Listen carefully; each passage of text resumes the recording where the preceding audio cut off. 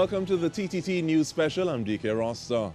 The Women-Initiated Progress, or Hackathon, is a weekend-long collaborative event and is scheduled for April 30 to May 2 to produce solutions related to specific problems within the local transportation system as a response to gender-based violence. Now, joining us to give us more insight about the event, we have Shurland Oliver, team member of the Organizing Committee, and we also have Maria-Elena Navarro, event coordinator. So, Maria-Elena, we'll start with you, thank you, but we want to thank both of you for joining us. But when I hear hackathon, I wonder, okay, well, what's this about? So, in this context, define hackathon for me, thank you. Yes, of course. So, hackathon, you might think, okay, we're hacking into your computer, we're breaking into your IT infrastructure. That's not the case here, right? So, a hackathon is a collaborative event. It is an event where like-minded people can come together and they hack towards a solution to a problem. And in this case, the problem is gender-based violence through the lens of the transport system. What can we do using technology that will make our transport system more efficient, more accountable, and more safe? So that's the idea here. So it's just an event where like-minded people can come together and work through an event and this problem together. All right, now sometimes we say, okay, well, this is one of the ways towards the solution. But I want you to kind of spell out some of the issues or the factors that led to this hackathon in terms of saying, okay, well, this is a problem, so the hackathon can be one of the ways that we work towards that solution. Yeah, definitely. I mean, at Z Labs, I mean, I'm sure the rest of the country, everyone was really frustrated out of the issues, the tragic incidents that were arising within the transport system, particularly over the last year, right? So looking at what we were able to do, working in the technological space, we said, okay, if there's one way that we can help make actionable change, it would be through an initiative like a hackathon. We are a team of technologists, developers, entrepreneurs. So that is kind of where we saw a good fit for our diverse group of people to kind of put forward actionable change and try to help this problem. All right, thank you so much, Shurland. Let me bring you into the conversation. Who are the ideal participants for an event such as this? Well, a great question. Sorry, is it that for? Yes, for you, Shurland. Sorry, can hear you. Okay, I'm asking, who do you want to be a part of an event like this? Oh, thank you for that question. Most certainly, we want to start with where the problem is. And where the problem lies. General society, we have quite a diverse representation of panelists, but we're also reaching out to men, the younger age group, teenagers. We're also reaching out to women who are actually doing the work in the group. But general society, this is a broad and deep line issue, and we want to have a more of an educational aspect to it. So it's really reaching out to those who are working within the space of gender-based violence. But also, we know that we also have to do a lot of outreach to those who are not aware about some of the circumstances that lead towards gender-based violence. So we have a very diverse platform. We also have a very diverse outreach to many people within our society, whether it's civil society, whether it's corporate Trinidad and Tobago, or those who are working within the NGO space. We want to have a deep-rooted community-based action team that's going to reach into the communities to sort of lend this educational component to the summit over a period of time, because we are very much aware that the summit is pretty much limited in scope and time. So we committed to the long road in terms of addressing gender-based violence. So in terms of saying, okay, well, speaking about the scope and time, I want to jump off of that and carry it back to you, please, Maria-Elena. So what kind of time frame are we thinking about, and what are the logistics of this event? So for the hackathon, we've partnered with When We Unite, which is the organization that Shurland is a committee member of, and it is a virtual summit happening on May 19th. So the hackathon being an actionable initiative happening before the summit, we have a lot of collaborative sessions planned out for the hackathon. So now that it's we're intending to do this as an in-person event, and we've now made it virtual. So now that it's a virtual event, of course, you want to try and keep people as engaged as possible. So we have a lot of exciting incentives to offer registrants as they accomplish goals throughout the hackathon. So following the completion of the hacking, they will then pitch to a panel of judges who have judging criteria that they will judge them on. And now that we're not doing an in-person event again, we have the additional funding to now fund more than one winning idea. So the first place will receive $8,000 in funding. They will also be able to develop their idea out of Z Lab's co-working space, where they can tap into a diverse group of technologists, entrepreneurs, developers to help further develop their idea. And they will also be able to pitch their idea at the summit within the Change Our Future segment. So that'll also give them an opportunity to reach a larger audience and potentially attain more funding. And then we also now can offer funding to a second place for $4,000 and a third place for $1,000. So that's kind of how the hackathon ties into the summit. All right, now, Shurland, I'm going to bring you in just a bit, but I'm staying with you, please, Maria-Elena. So when you say, so you spoke about having these ideas and hacking and trying to burst through the situation to come to an idea or possible idea. How will individuals be interacting with each other? Yes, I get virtually, but is it that, will there be breakout rooms? Is it that there's going to be one large space where someone speaks to people? Because I remember you all spoke about keynote speakers. So how does that work? What are the logistics of that? Definitely. So on Friday, tomorrow afternoon, we'll be kicking off with a keynote speech by Elizabeth Solomon via Zoom, but we'll also be live streaming on YouTube. And then we will have an opportunity to have like a round robin sort of style where we were originally going to have a mix and mingle in person, but we will have breakout rooms. We'll allow people to be in breakout rooms for roughly 7 to 10 minutes to try to talk to other participants, see what ideas they're thinking, and then in half an hour kind of make like a matchmaker session, get them into teams that make sense for what ideas they have in common. And the second day they would go ahead and start hacking. So we would ask each of the groups to create their own WhatsApp groups so they can continue communication amongst each other. And then throughout the Saturday, we actually have tech talks scheduled. So they would have to, as I mentioned before, we have incentives. If they attend the tech talks, they will get certain prizes and vouchers. And the tech talks will be facilitated through Zoom. We'll also have mentors assigned to each group, and they will have moments where they have to check in with their mentor via Zoom, where they'll also be able to receive additional incentives. And then finally, the judging on Sunday is going to be live streamed similarly to how the Friday night is at 1 o'clock. And you'll be able to access the link from our website at wiphackathon.com. So is it that individuals come to it in and of themselves? Because I heard you say, okay, well, when people have similar ideas, you'll put them into groups. And I asked the question because if there's prize money, how are we going to be talking about how the prize money is splitting up after? So is it that people come individually or people come with groups with ideas? You can come individually first, or you can come with a group in mind, right? So if there's any lone rangers, we'll be able to find them a group where they'll be able to fit in. Ideally, you want a wide range of expertise within your group, right? So you might want to have someone who has development experience. You might want to have someone who's a graphic designer or a digital marketer. So try to kind of meet those roles within the team. So if there's a lone ranger who doesn't have a team and is a marketer and a team is missing a marketer, we can find them a spot there. All right, and with that, we take a small break. We're speaking to Shurland Oliver and Maria-Elena Navarro about the hackathon. It's from the 30th to the 2nd of May. Stay with us.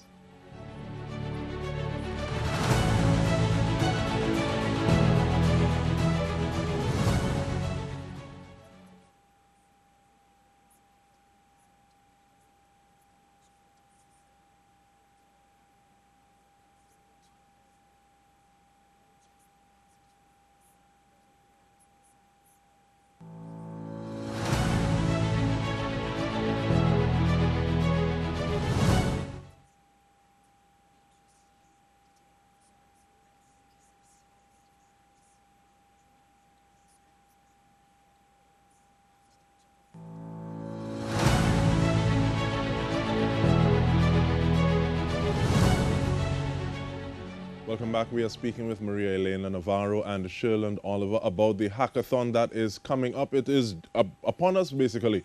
But Shurland, I want to give you a little more opportunity to ramage. Thank you. Give me an idea about when we unite, what it is about, some history, and the summit that is taking place on the 19th of May. Yeah, thanks for that again. So When We Unite is a coalition of both Trinbagonians based in the US and Trinidad. It's a coalition that came together 2 months ago to have a robust discussion around gender-based violence. Unfortunately, we had 2 incidents that sort of brought the gender to the forefront, but we have been working behind the scenes collectively about how best we can address this. And we looked at it from a 3-pronged approach. One is to support preventative measures. The other is to adopt a shelter, which we have, Trinidad Shelter, led by Chairman Hamilton, Scott Hamilton. And then thirdly, we wanted to have a summit to have a robust discussion that leads into actionable and measurable change. So the summit was something that we thought that we could have an annual summit to discuss this very same issue, to keep the agenda in the air, to review policy and next action items. So we reached out to a number of people in Trinidad. Our host, Anya Yongchi, have been really marvelous with us. We have had Dr. Tamika Romeo, who is a clinical and legal psychologist. We have had Ms. Anna Walcott-Hardy, who is working tirelessly behind the scenes to bring this to the forefront. And we have over 15 to 16 stakeholders that are working on the ground on gender-based violence as partners. So we're really thankful for the quite warm reception we have had thus far in leading into this challenge. We're looking forward to the summit. I think it's together with Z Labs doing the hackathon is somewhat of a different twist. But we also want to honor those who have been working in this space for over the last decade or so, have been working tirelessly. And some have joined us as being partners, and we're thankful for that. And that brings me to the point, because I like the fact that you said it yourself, so I can just build on it with a question. Sometimes there may be the same situation or same landscape, but different people in different groups, communities, pockets in and of themselves may address the same situation differently. So with that in mind, how important is it that when we unite, is able to engage these different persons and groupings to address the same issue, and sometimes even have a different view? Because when it's right up against you, you may react, or you may have a different sort of response as to when you're able to get information from so many groupings to deal with the same issue. So you've hit it on the nail. For us, early on, we went through a bit of a capacity building sort of a exercise. Like, we had robust discussions with some of our partners. And as you can tell from our agenda, we also have the CEO of the Me Too movement, Danny Ayers, doing a fireside chat with Anya. And that's because we wanted to have, to your point, a very different aspect to learn of best practices, to sort of build capacity within our groups, to learn about some of the things that have happened before, some of the missteps that we've had, in order to address this issue on a more collective platform. So I think you hit it on the nail, so to speak. And bringing you back in, please, Maria-Elena. No, you said there's partnership, but how does the partnership actually work? I think there's something for the winners to be pitching on the 19th. Yes, definitely. So within the agenda for the summit, they do have a segment entitled Change Our Future. Mm-hmm. And we, as the hackathon, are going to submit the winning idea to present within that segment. And there is a push with this initiative to involve technology a little more in the addressing the issue of gender-based violence. Is there something that you say, okay, well, there's something that I want and we're working towards it, or are you just trying to see what will come out of it? What was the thought process behind it? Just waiting to see. I mean, it really depends on what ideas are brought forward. Some people might have had already concepts, ideas that they might have discussed with friends, family, maybe other business friends. So it really just, time will tell. But ideally, it would be a solution that has to meet within the judging criteria. And one of those is it has to have a direct correlation to how it will make women and just in general people safer and end gender-based violence within transport. Now, I like the fact that you started to talk about rules. I want to ask about some of the other rules. One of them coming to mind would be for someone to win or be eligible to win. is it that they need to be there for 3 days? And also, you'll also take me through the registration process. Thank you. Sure. So yes, we do require participants to be active throughout the entire 3-day process, the 3-day weekend. So you can register very easily on our website, wiphackathon.com. That's WIP hackathon.com. And it's a very simple process. You just sign up, and you will receive an auto confirmation with a link to the kickoff tomorrow, as well as a full schedule and all different prizes you will win participating. And a little earlier, you spoke about the YouTube platform being used. What address or what's the name of the platform that people can tune in to see what is happening? Sure. So I will update our website with the YouTube link, which will be live streaming our kickoff tomorrow, as well as the link for the judging on Sunday. So that'll be updated before the end of the day today. All right, Shurland, we're going back to you. Thank you. Asking you to dream big. We'll ask Maria-Elena the same thing after, but what do you hope comes out of this? In the sense that what would happen for you to say, yes, this was successful? That's a great question, to be quite honest. So we are looking for solutions around the safety of women and girls. We have a very strong component around technology. I think that's why we are teaming up with Z Labs, because the mission statements kind of merge quite nicely for us. But we're looking at a solution towards the safety of women and girls in the immediate short term. And that's about transportation.